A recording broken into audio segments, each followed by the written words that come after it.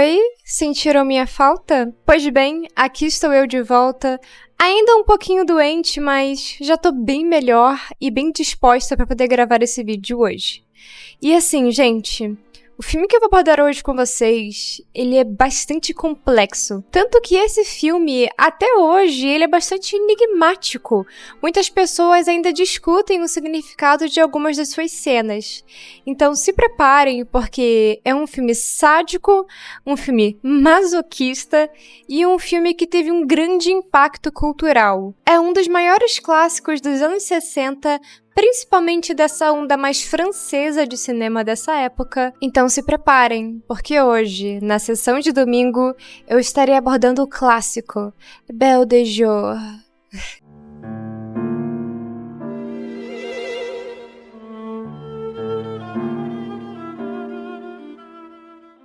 Eu já vou iniciar esse vídeo pedindo desculpas pelo meu francês, porque é um péssimo francês, eu tenho um pouquinho de dificuldade em pronunciar algumas coisas em francês, por mais que, na minha opinião, seja um idioma muito chique e lindo. E esse filme, gente, ele é muito assim, sabe? Ele aborda alguns temas sujos, mas existe uma beleza muito especial, uma coisa muito hipnótica nesse filme. Na minha review que eu fiz sobre ele lá no Letterboxd, eu disse que ele é um filme sadicamente belo, alguma coisa desse tipo, ou sadicamente hipnótico. Eu acho que foi mais isso mesmo, de sadicamente hipnótico. E é porque esse filme, ele aborda algumas coisas que realmente, elas são sádicas, elas são absurdas. Tem algumas cenas desse filme que você sente uma vontade de virar o seu rosto, sabe? Pra não ver. E assim, gente, não é nem que esse filme seja super explícito. Na verdade, eu até pensei que ele seria mais explícito, eu não achei que ele seja tanto. Pra ser completamente honesta, esse filme, ele não mostra quase nada de mais pesado. Ele mais indica as coisas. Mas ainda assim, tem um espaço ali pra imaginação. Tem meio que um complexo de caixa nesse filme, sabe? De coisas que você não deveria abrir e também de coisas que você pode espiar pela fechadura. Então, é isso. Eu acho que eu tô deixando tudo ainda mais confuso. Mas é porque esse filme deixa você com essa sensação. Uma sensação de pulga atrás da orelha, sabe? Uma mistura de o que é real e o que não é. Então, agora que eu já deixei vocês bastante confusos, eu acho que eu deveria explicar um pouquinho sobre o básico do plot desse filme. Então, gente, Belle de Jour, ou aqui no Brasil, A Bela da Tarde, é um filme de 1967, dirigido por Louis Buñuel. E o diretor desse filme, ele não é francês, por mais surpreendente que seja. Esse diretor, ele dirigiu um dos curtas mais icônicos do cinema, que é Um Cão Andaluz. Não sei se vocês já assistiram esse curta, mas ele é, assim, muito marcante, principalmente porque ele é lá dos anos 20, eu acho que ele é de 1929, e ele também teve ali uma participação de Salvador Dalí, se eu não me engano, tenho quase certeza agora. Mas eu acho que teve sim. Então eu confesso a vocês que eu fiquei muito surpresa quando eu fui olhar a filmografia dele, porque eu não sabia que era a mesma pessoa que tinha dirigido esses dois filmes. Belle de Jour é um filme que eu já tinha escutado muitas pessoas comentarem sobre, até porque ele realmente é um clássico do cinema. Mas eu não imaginava que esse cara tinha feito dois filmes tão influentes. Porque assim, esses dois filmes, eles influenciaram muita coisa. Eles influenciaram não só outros projetos pro cinema, mas projetos para vários formatos de arte, né? Belle de Jour inspirou até música. Tem até música brasileira que foi inspirada por esse filme, só para vocês terem ideia de como ele é um filme influente. Hoje em dia, ele não é tão comentado, mas ainda assim, de vez em quando você vê uma referência aqui e ali sobre ele, principalmente pelo visual da atriz Catherine Deneuve, acho que é assim que se pronuncia, que é uma das mulheres mais lindas do cinema, na minha opinião. E aí vai mais uma curiosidade pra vocês. Vocês sabiam que essa atriz é a mesma atriz que fez a vampira do filme Fome de Viver, lá dos anos 80, o que tem o David Bowie? Eu já comentei um pouquinho sobre ele aqui no canal. Então, gente, essa mulher é lindíssima. Eu não sei nem quantos anos ela tinha naquele filme, mas ela já era bem mais velha. E ainda assim, a mulher era um espetáculo. Mas ela em Belle de Jour é uma coisa, assim, absurda. A mulher é muito linda, ela é perfeita. As mãos dela são lindas, o cabelo dela é um espetáculo, sabe? É quase um personagem ali do filme. Você fica hipnotizado com o charme dela, a leveza dela. E também por essa coisa inquietante que ela consegue carregar no olhar. E falando em coisas inquietantes, eu preciso comentar sobre a personagem dela, que é a protagonista do filme, a Severine, que é uma personagem muito complexa.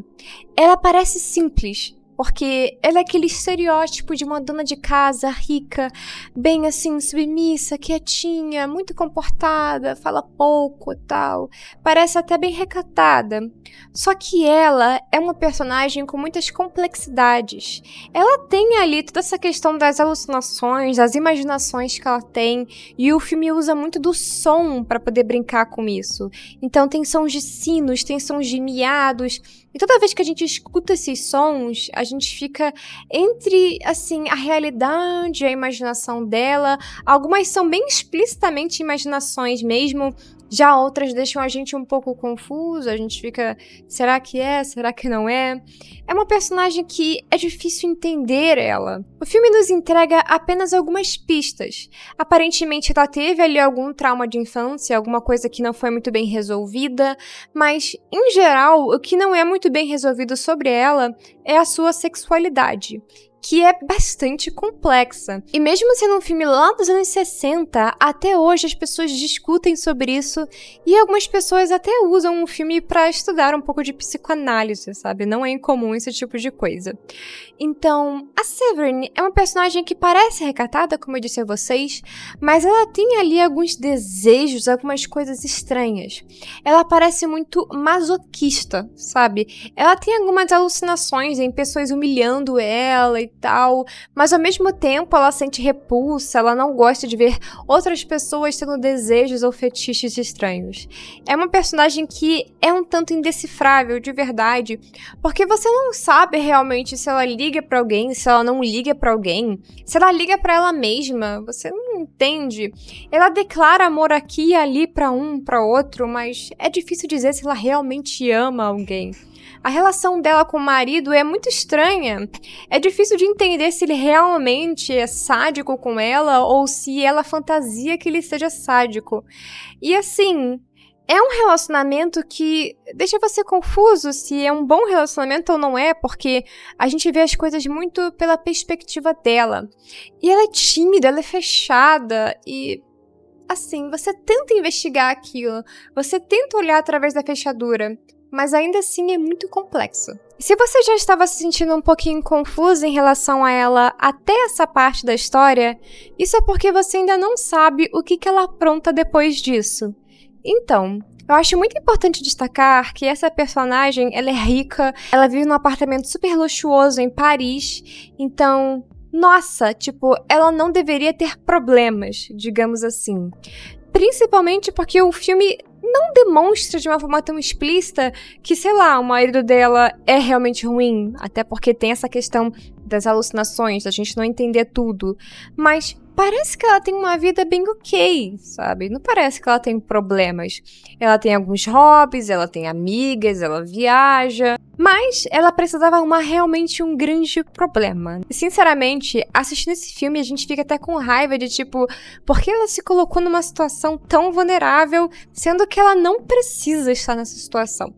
Então, gente, a Severine, ela descobre que tem um apartamento onde é tipo uma casa ali de prostituição, mas uma coisa mais discreta, uma coisa diferente. Como eles comentam no filme, é quase que uma coisa nova, uma proposta diferente. Uma coisa que tem quase que um charme, uma coisa especial. E ela ali, entediada e com a cabeça vazia, resolve ir lá e simplesmente começa a trabalhar.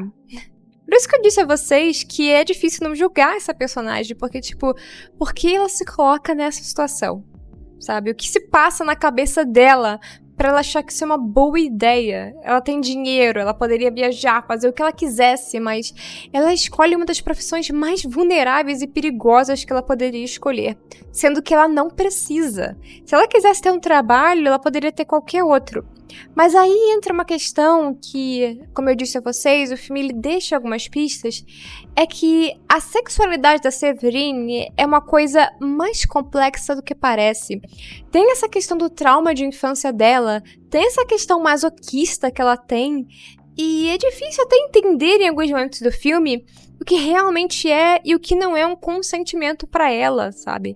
Tem alguns momentos que você pensa que ela tá, tipo, realmente sofrendo. Só que daí, num piscar de olhos, ela tá, tipo, desbanjando de prazer. Então, é muito confuso esse filme. É por isso que as pessoas usam bastante esse filme pra poder estudar algumas questões psicológicas, porque realmente é um negócio complicado. Então, gente, nesse novo trabalho da Séverine, ela acaba tendo que lidar com situações que vão sair bastante do controle. Logo de início, ela percebe que as coisas não são tão charmosas e luxuosas e os problemas só vão escalando.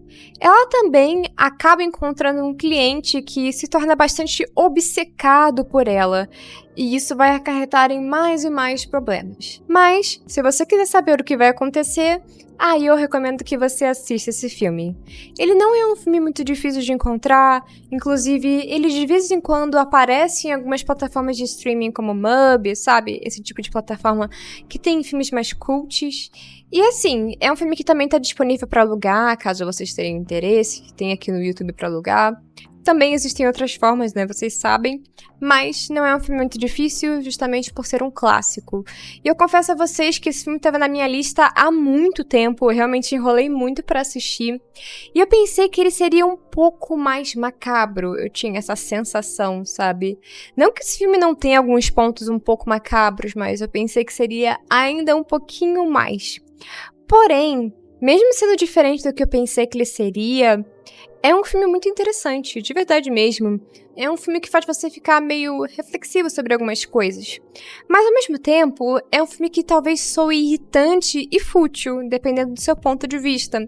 Já que essa personagem, ela faz umas coisas que realmente não fazem muito sentido. Então você tem que parar pra assistir e observar esse filme numa perspectiva um pouco diferente, talvez realmente mais pra esse lado psicológico da coisa. Então é isso, gente. Esse é Belle de Jour, um clássico psicossexual, um dos filmes mais importantes para o cinema francês, por mais que, bom, isso seja um pouquinho controverso e algumas pessoas podem debater.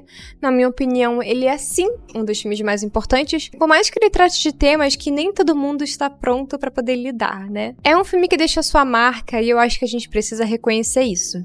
Particularmente, eu gosto muito da maneira que as pessoas analisam esse filme, porque existem muitas interpretações diferentes. Desde pessoas que vão focar mais nessa questão do trauma de infância da Séverine, mas também tem algumas pessoas que já veem de outro modo, que não veem só isso, mas que também abordam a Séverine como uma personagem que talvez possa ser LGBT, mas que não consiga expressar a sua sexualidade. Isso porque tem algumas cenas do filme que as pessoas às vezes pegam como um indício de que talvez ela tenha realmente uma atração por mulheres.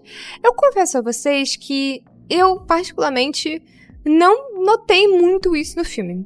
Pra mim, ela é uma personagem que realmente teve algum trauma na infância e isso a impediu de expressar a sexualidade dela por conta própria. Então, ela meio que busca isso, mesmo que de formas extremas, sabe?